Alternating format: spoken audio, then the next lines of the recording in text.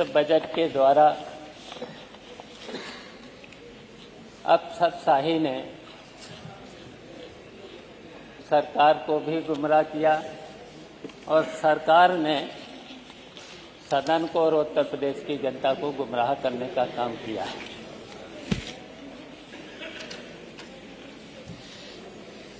और इस बजट का आकार 8,08,736 करोड़ 6 लाख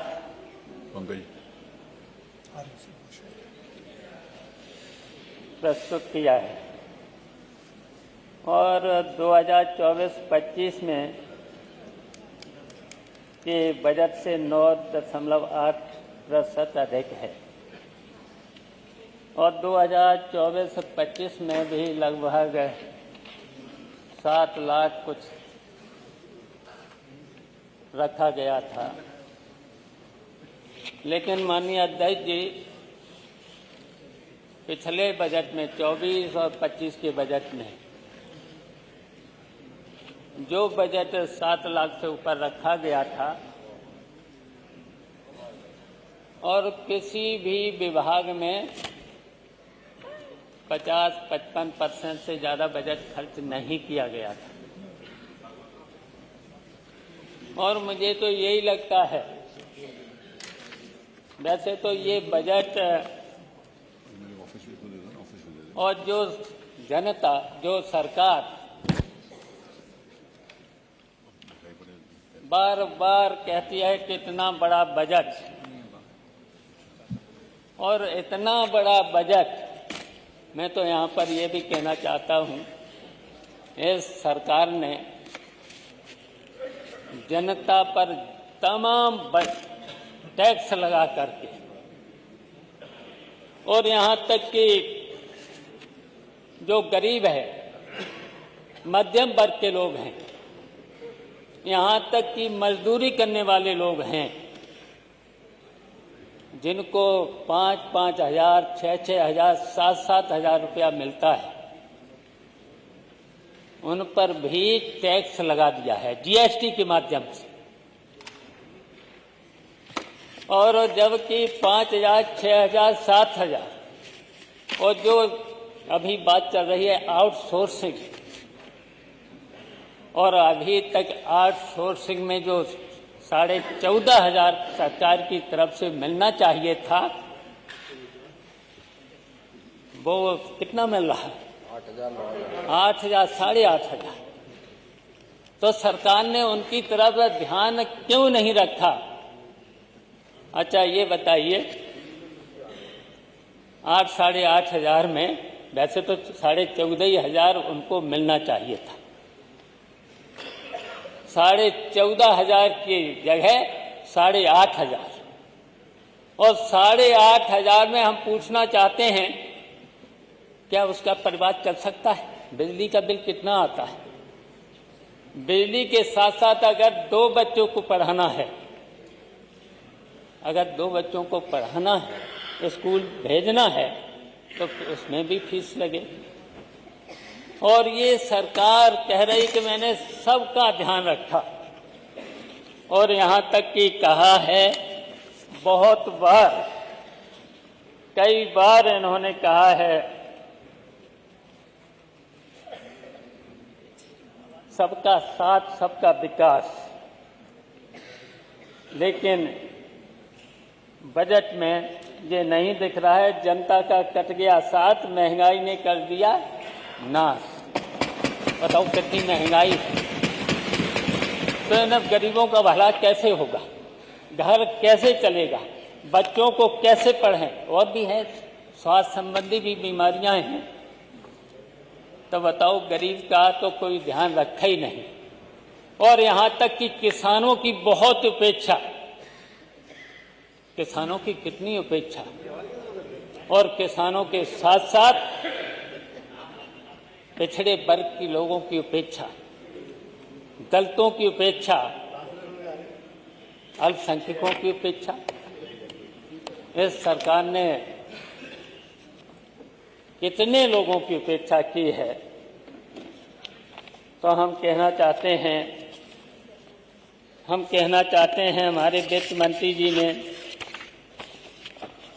जब उस समय बजट प्रस्तुत किया था, उन्होंने एक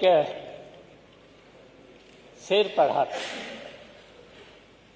शेर तो याद ही होगा सब लोगों को, जिस दिन से मैं चला हूं मेरी मंजिल पर नजर है, आंखों ने कभी मील का पत्थर नहीं देखा। यही तो पढ़ा था जी। सरकार यदि राह सूचक मील का पत्थर देखती तो उसे पता चलता कि यह उल्टी दिशा की ओर चल रही है। सरकार के इस शेर के उत्तर में जनता बोल रही है, आंखों में अमीरों की बस कोठियां रहीं, तभी तो कभी मील का पत्थर नहीं देखा। सच यह सुने हजूर, खुशियां हैं बहुत दूर, अपने पिछड़े दलितों अल्पसंख्यकों का घर नहीं देखा।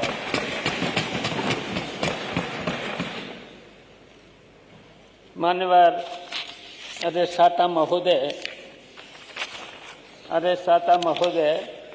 बहुत सी समस्याएं हैं बजट में। जनता के सामने बहुत सी योजनाएं थी, सिंचाई विभाग की बहुत सी योजनाएं थी।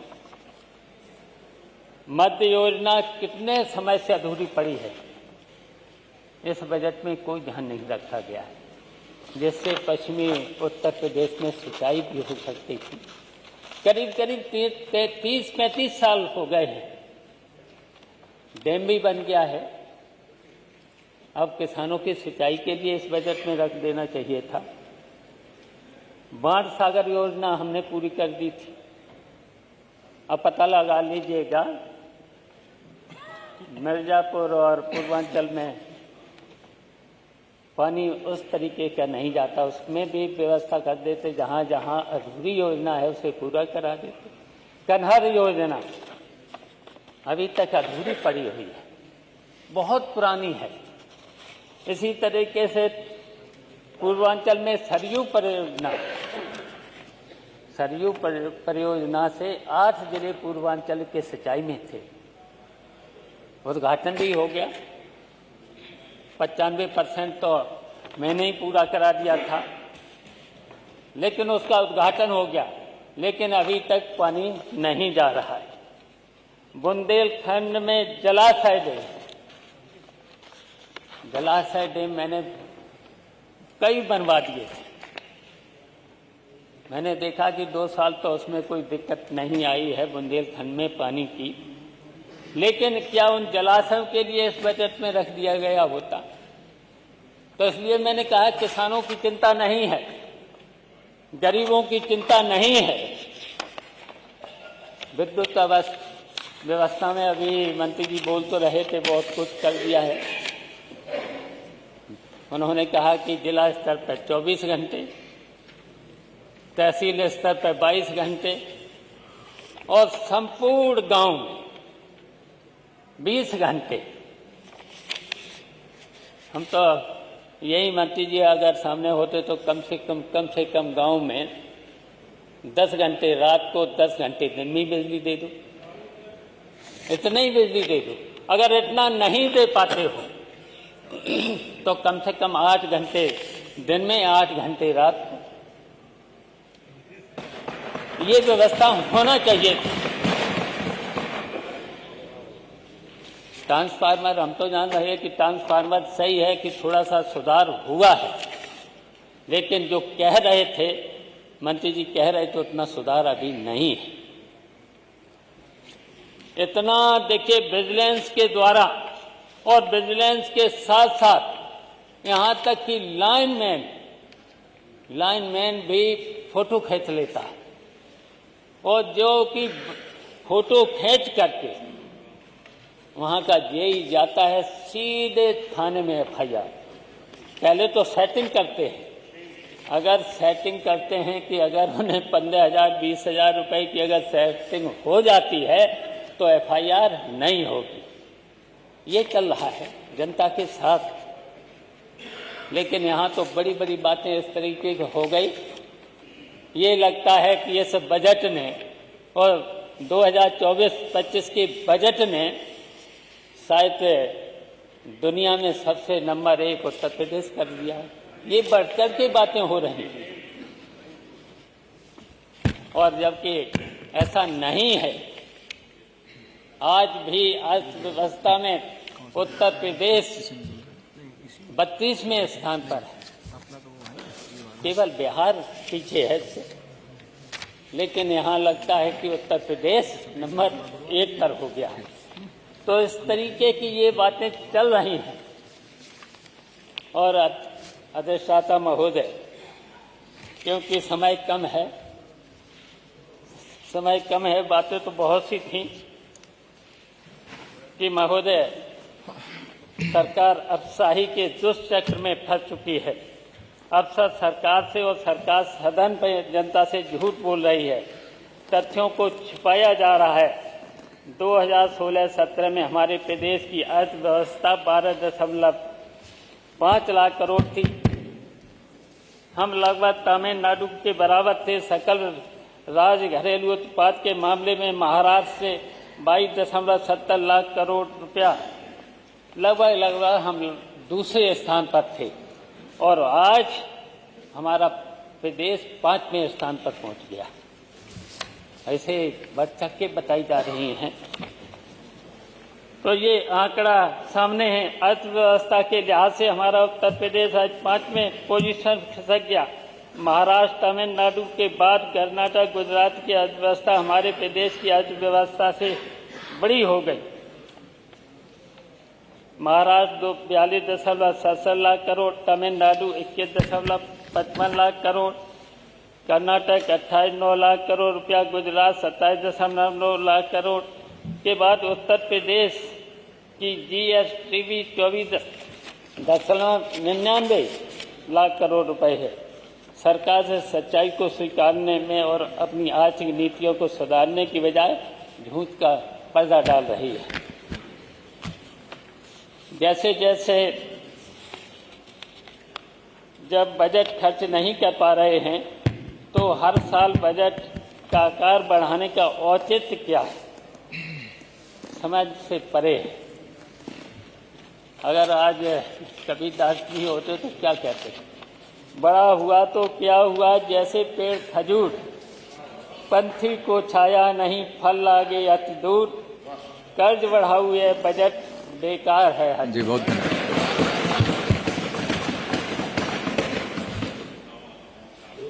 अध्यक्ष महोदय, हमारा उत्तर प्रदेश प्रति व्यक्ति की आय की दर से 32वें स्थान पर है। उत्तर प्रदेश की औसत आमदनी नीति आयोग के अनुसार 3,514 रुपया है। आर्थिक सर्वेक्षण के अनुसार 96,000 कुछ रुपए है। वहीं सिक्किम, दिल्ली, गोवा के प्रति व्यक्ति आय 5 लाख रुपए से अधिक और तमिलनाडु, गुजरात, कर्नाटक जैसे बड़े राज्यों की प्रति आय 3 लाख रुपए से अधिक है। माननीय, मेरी चिंता है कि हमारे देश प्रतिदिन तुलना में पिछड़ता चला जा रहा है। अभी तो समय है मेरा, नहीं हो गया अगर समय है, अगर समय नहीं है तो 2 मिनट को ही नहीं, एक तो हम मिनट कुछ नहीं अब बोलना चाहते हैं। 1 मिनट केवल तुम सोच रहे हो बस बादल की उड़ानों तक, मेरी तो निगाहें हैं सूरज के ठिकानों तक। ये वित्त मंत्री की शायरी। तो ये शायरी सुनकर मुझे लगता है खुद को आसमान से उड़ता हुआ बाज समझ रहे हैं, लेकिन हकीकत यह है कि जमीन पर जनता बदहाली से करहा रही है। आपकी निगाहें सूरज के ठिकानों तक होंगी, पर क्या यह बताने की जहमत उठाएंगे कि प्रदेश का किसान कब तक सूखे खेतों को ताकता रहेगा, एवं कब तक बेरोजगारी की तपती धूप में भटकते रहेंगे, महिलाएं कब तक असुरक्षा की काली रातों में जीती रहेंगी। आप बादलों की उड़ान और सूरज की रोशनी की बात कर रहे हैं, पर क्या यह सच नहीं कि प्रदेश के विकास की योजनाएं हर बार वादों के बादलों में घिरी जाती रही, और अब जब बरसात का समय आता है तो जनता के हाथ सिर्फ सूखा ही लगती है। आपकी निगाहें सूरज पर हैं, पर सड़कों पर गड्ढे, अस्पतालों के में दवाओं की कमी और स्कूलों में टूटी छतें आपको क्यों नहीं दिखती? 16 मिनट होने जा रहा है। गरीब की थाली से गायब होती रोटियां, महंगाई से बिलखती गृहणियां और लूट पाट से सहमे व्यापारी, ये सब आपकी सूरज जैसी रोशनी से क्यों चुप हो जाते हैं? बहुत धन्यवाद। बस थोड़ा ही और अरे नहीं, हो गया, एक मिनट हो गया 16 मिनट हो गए, 17 मिनट। एक मिनट बस। अपने साथियों को तो कुछ बोलना है इसमें। मैं अपने केवल साथियों से, अंधेरों की सरकार अब जाने वाली है, जनता की हुंकार अब आने वाली है, झूठ के महल ज्यादा देर नहीं टिकेंगे। नेताजी के